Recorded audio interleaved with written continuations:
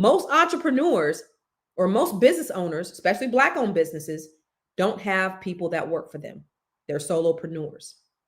So they're still in the space, in the place where if I go on vacation, who's going to do my job? Who's going to do my work? And so there's 3 things that you got to do if you really want to scale your business. You have to automate some things. So you got to have some things on automation mode. Create your SOPs, your standard operating procedures.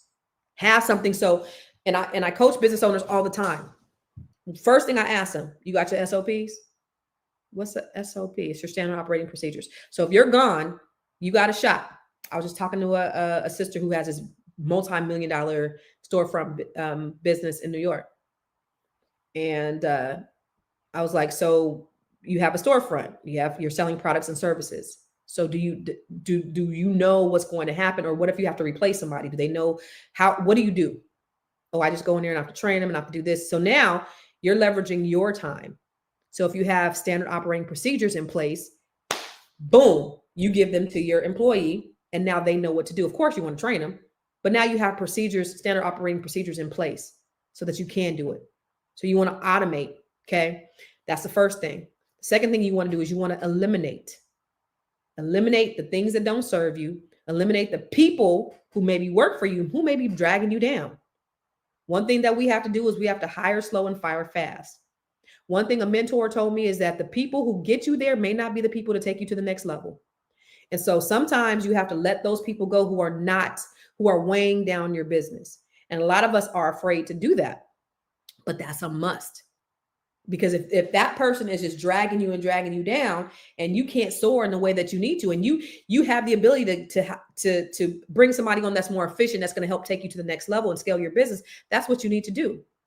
So you got to eliminate what does not serve your business. Okay. And then eliminate, automate, and then you have to delegate. That's the other thing. How do you go on vacation? How do you do all the things that you need to do? You need to have somebody in the office, somebody that's running your business, somebody somewhere that you can delegate to. That everything doesn't come on you. Before I closed my offices, I had 8 people on the front line. I was like, look, I had all these agents. Everybody want to talk to me though. Everybody's like, I want Constance. I'm like, you got 8 motherfuckers over here that you can talk to before you get to me.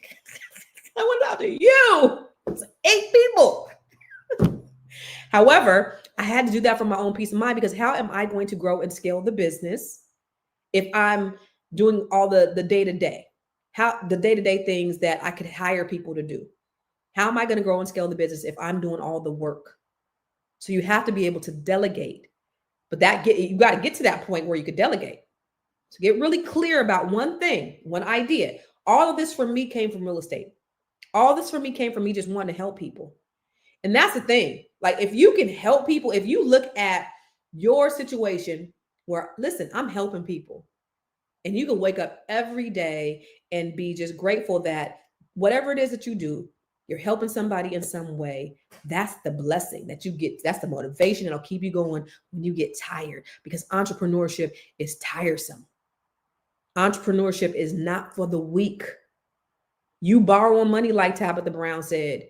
You can't make it. You over here, honey, get a job until you're able to get to the next level. Get a job until you're able to get over that. Okay. So that job though should not be anything comfortable.